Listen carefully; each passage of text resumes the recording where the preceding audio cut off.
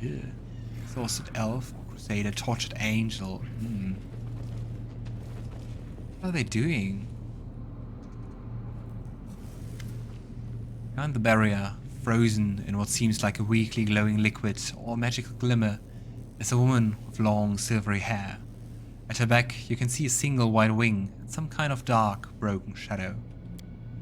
Haggard figures huddle around the woman. A dwarf in a ragged robe scarcely notices you. He sits on the floor, running his fingers over the leaves of the plant that is growing between the slabs, like one would normally stroke a beloved cat or dog. Next to him is the unmoving figure of an elf, who is covered in scars and doesn't take his eyes off you. The third member of the group is an old man with a long, straggly beard who is dressed in old armor. He turns quickly to face you, brandishing a rusty sword. "Who are you? Another conniving wretch who served the traitor? Don't come any closer." You know, calm down. I don't mean you any harm. I'm the commander of the crusade from Dresden, and I mean you no harm, no ill intent. Oh no, that's what I would normally do, but I should, as usual, read all the options first. We have an Azata option, and I like that one. Please, friends, calm yourself. I've brought the wind of spring and freedom into this dungeon. I'm going to get you out of here. The old man shakes his head in surprise. Oh my, you're from the Descendants, I suppose. Someone from the good gods has finally come for us. The elf, who has been silent up to now, stands and says, So you're the foolhardy soul who ended up here. Who exactly are you guys? We are the survivors. The only one apart from the monsters and demons, I mean. The old fellow is a crusader. He ended up here accidentally around 20 years ago. He camped out in the ruins of the house, found the magic door and came through it. But, of course, he couldn't get out again. I'm one of the last to have been brought here by Areelu herself. She literally dragged me out of the demon's jaws. And I don't know what she wanted me for. She kept me in a magical sleep most of the time. Then she lost interest in the laboratory. And the druid, that one making friends with plants and the roots, he's been here since the very beginning. I think he's from Sarkorian, but he's half Med and wasn't a talker even back when I first met him, so we don't know his name or any other details about him. He grows food for us and he doesn't talk. He's the best neighbor you could hope for. The elf chuckles bitterly. Well, Areelu left people alive down here? She just abandoned this place? Why? That's right. She opened the cages but sealed the way out from the outside. What else were you expecting from the architect of the Worldwound? Compassion and mercy? Sometimes I think that leaving us here was just another one of her experiments and we're just rats in a maze. I really hate people who lock other people away in cages. Sitting locked up is the worst thing ever. This architect is a bad person. We need to help everyone who is still alive. So, I guess it's a stupid question, but did you try to get out of here? Countless times, but whatever means we could think of, nothing worked. Maybe if we had a powerful cleric or spellcaster among us. Then again, it seems unlikely if Areelu imprisoned an actual angel down here so easily, doesn't it? The elf nods toward the unmoving winged woman. We can't even explore the whole laboratory. Some of the passages are blocked by barriers that only let demons through. But, like, how exactly have you survived all this time? That seems like quite the feat. With difficulty. There were more of us before, subject of Areelu's experiments, mortals and demons and other abominations. When she left and we were all freed, it was chaos. The demons killed everyone they could. Then they turned on each other. The mortals who survived set up a base here. The druid grew food for us, the others kept the demons at bay, and tried to find their way out. New arrivals would appear rarely, unlucky travelers or reckless adventurers who ended up here by accident. As you can see, we're the only ones who survived. That sounds quite horrible. Logan points at the angel. What exactly is wrong with her? Can we help her? We found her like this and we couldn't break through the barrier. She must be sleeping or at least immobilized. We call her the Protectress. A priest from Brevoy came up with his name. He used to be one of our brotherhood here until the demons got him about 7 years back. We called her the Protectress because the angel's aura, even caged, protects us from the demons. Ah, you know, that's this aura, which looks like a bardic aura. It's the protection aura from the angel. Kind of funny that it looks like an bardic aura. This place, it is still crawling with them. We try not to stray too far from her. She's all that keeps us alive now. Wow, and then you're imprisoned in this laboratory. And you're basically also imprisoned in this room, because otherwise demons will kill you. Oh boy. So, can you tell me anything useful about this place? Anything you've discovered, seen? It might just be wishful thinking, but I guess that there is some way to get through those barriers blocking us. We tested them so many times. They only allow full-blooded demons to pass through them, except... barriers were here long before Areelu abandoned the lab, which means that she was able to walk... she was able to walk through them somehow. Maybe she had a key that we can look for. Who knows? I mean, she got wings, maybe she's demonic enough. There's one more thing. I've heard the demons, the sentient ones, mention something called the Lexicon of Paradox. Oh, that sounds very interesting. I don't know what it is, but they talked about it, like it was an artifact of some kind, a relic. In other words, something valuable. So it's possible that it could help us get out of here. But I don't have the slightest idea what it is or where to look for it. I'm not going to sit here doing nothing. There's got to be a way out of here somehow. Can we talk to the angel? No. The angel is surrounded by a powerful magical barrier. Perhaps there's something in the laboratory that can destroy it. I hope so. Cold iron. Don't think that will help. We talk to the druid? Nope. Let's go to the heart of the laboratory. I can handle it.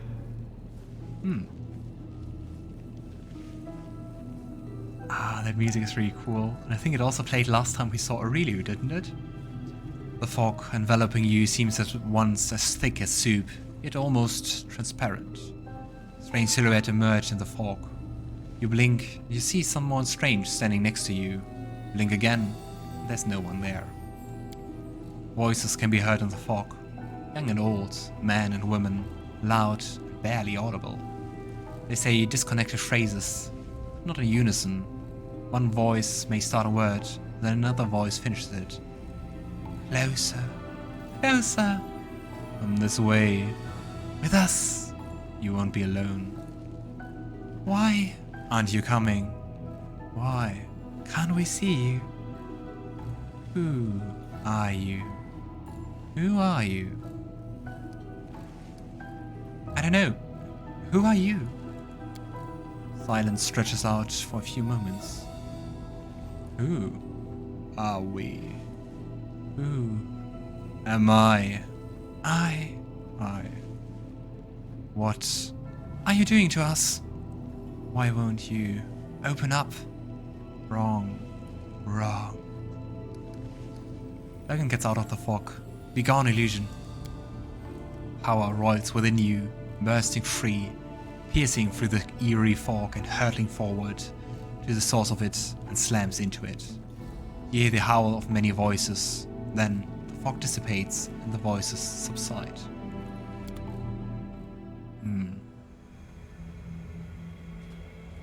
What is happening? Where are we? We are in the middle of nowhere. There was a hollow voice. Closer. Closer.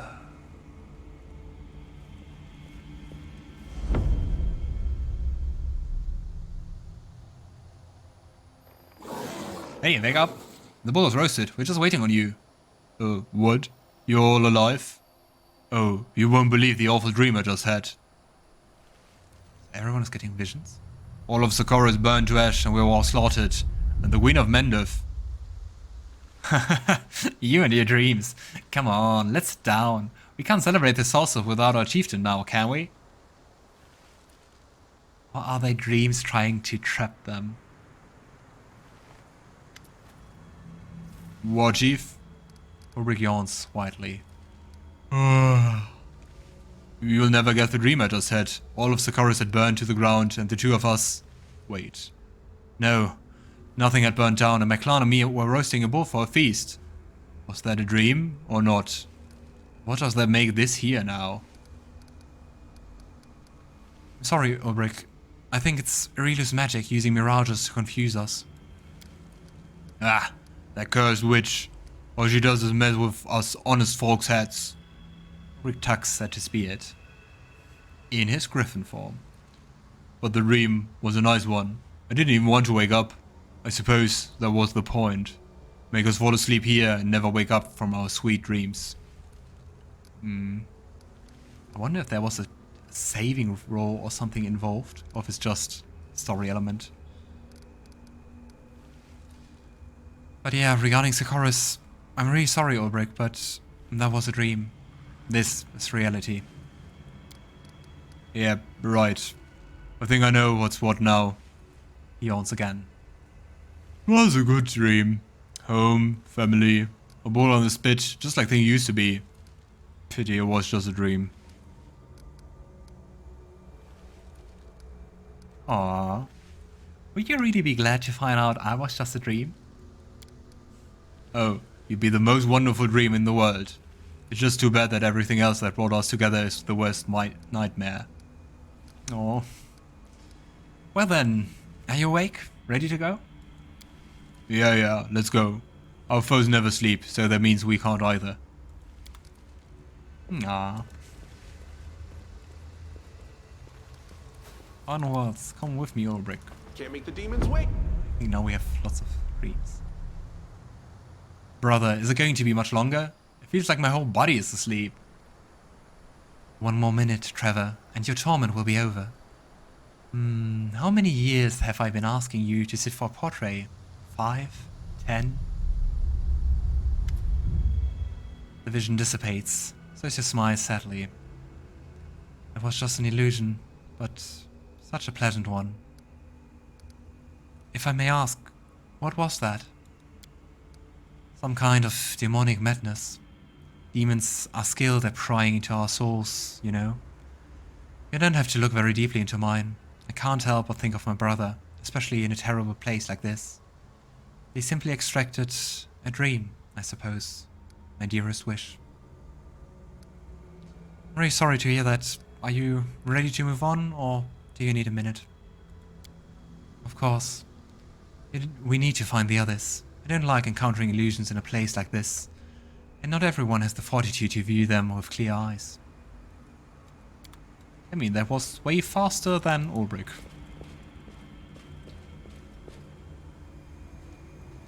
Come this way. With me, you won't be alone. Beautiful.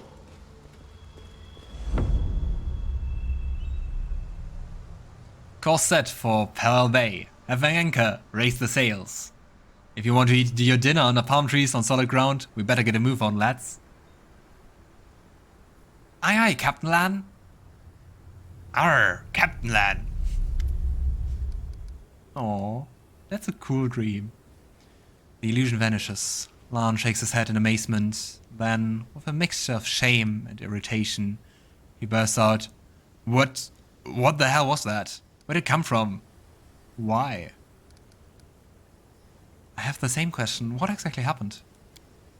Lann frowns, then drops his head and mutters, My mom told me all kinds of stories when I was a kid. You know, about pirates and the like. One time, all 3 of us even played pirates together. My mom, my dad. I was the captain. Stupid, I know. Truth is, I've never seen the sea. This place is foul, and the visions in it are foul too. It's not stupid at all. Not even a little. Why don't we play pirates together when we get home? No offense, Ivu, but I'm not in the mood to play. Lann desperately tries to change the topic. But if you behave yourself, then I mean only if you're really good. I get your pirate hat. I want a pirate hat for Ivu. You ready to move on, Lann? You bet I am. Lann breathes a sigh of relief. Interesting, we had by far the most dialogue options with Ulbrig. And also the only reference to romance. We're so sorry we suspected you.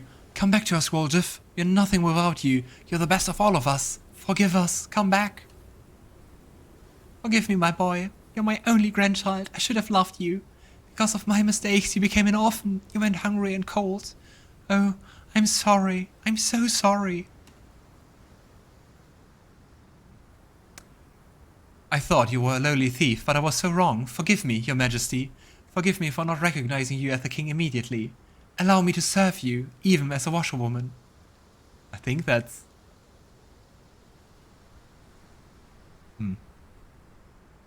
Anyway, is it Irobuff?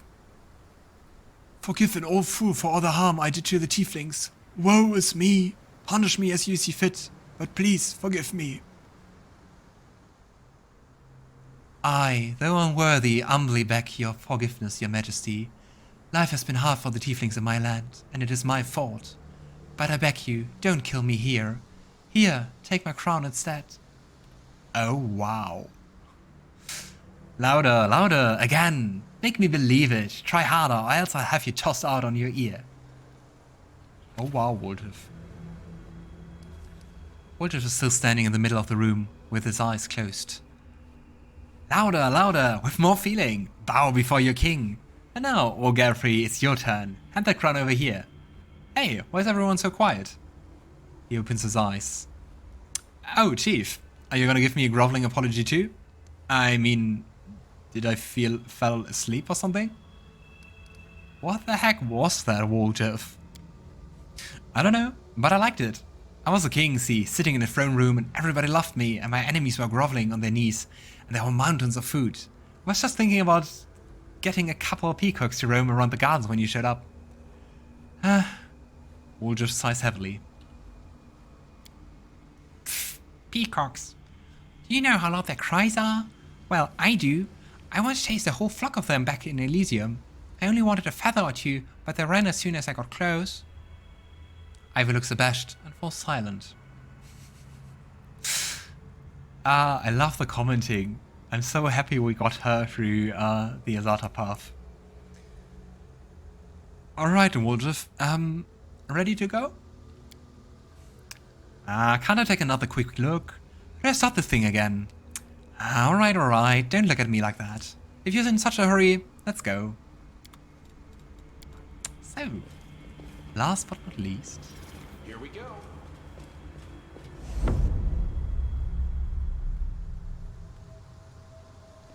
Your eyes, Logan Aldori. I will see a light in them. Is that inner strength? Or perhaps the spark of your soul? Share this with me. I want to possess you. To own you. The vision fades to black and Arueshalae covers her face in horror. I mean, I guess it's the essence of a succubus. No, no. I don't want that. I don't want that.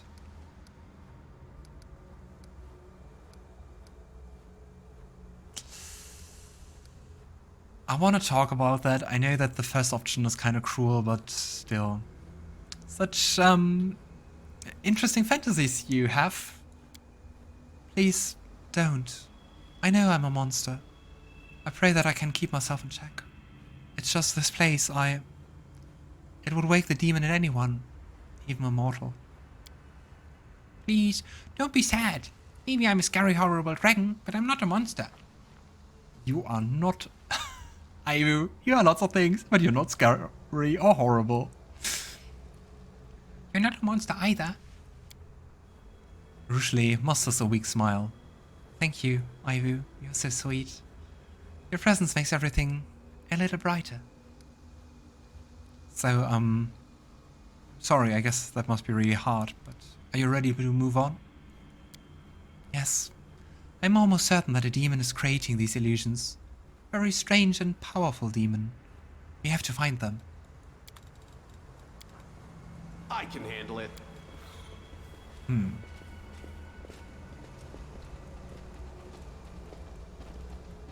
Would have been interesting to have an own dream.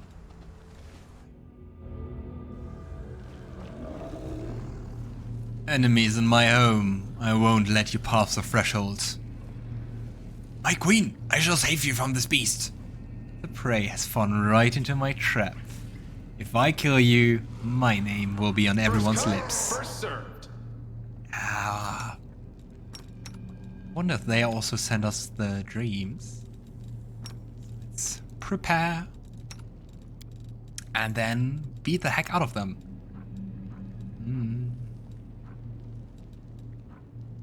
Let's summon a monster, I guess. Or multiple ones. You've crossed the wrong mongrel. Arrows. I don't think we need innovation. So let's just use a lightning bolt and hope we don't cause some friendly fire. Oh. Water. To position ourselves for the lightning bolt. Time to share your treasure. The fight is almost over. Beneath the top layer of the quivering red mass, you can make out the features of various demons. Nihilus Lilitu opens its mouth in a silent scream. A Pinagi? I don't know. Wriggles his multi-joint limbs, broken tails and wings trembling. All of it is connected, all fused into a single whole. And this whole twitches convulsively as you approach. You hear voices, the same ones that call to you in the fog. I wane. I dwindle. I gasp for breath. Ooh, if we were a trickster, we could bewitch the creature. Interesting. What exactly are you? No, nothing. You killed, ruined. But you, what are you? The voices are unleashed in a drawn-out shriek, like a death cry. Without being a trickster, you actually only have the option to destroy them. So Logan destroys the grotesque creatures. Now you can be at peace. The voices in your head subside. The unpleasant sensation of an alien presence disappears. Ew, I guess it's that huddle. Not so nice. Let's see if they have some loot. Too cool. Can't make the demons Let's wait. look. Got this one. This medley of flesh and limbs of various demons seems like a single organism, the result of some monstrous experiments. I think there we have another projector, and I wonder if we can insert something there. Because I think that's it. There's nothing else to explore here. Of course, if you look here, we have another barrier. No, we can just touch this crystal. Before you is some kind of magical device. It looks old and broken. A large, oddly shaped crystal is wedged tightly into a slot in the device. Day 4, Frost 4632. Experiment, wounded demons. Subject, a Lilitu and several lesser demons maimed in battle with crusaders. The fusing of body parts of different life forms has been done many times before, and is of no interest to me. The focus of this experiment is the fusing of souls. Desired result, to preserve the specific abilities of the donor subjects in the final fused entity. The idea is promising, and may influence my other research. I wonder to what ends she wants to do that. Like, why? What is her goal? Beautiful. And I don't know what else to explore. So she's experimenting with demons and tieflings apparently, and she wants to do some things with souls.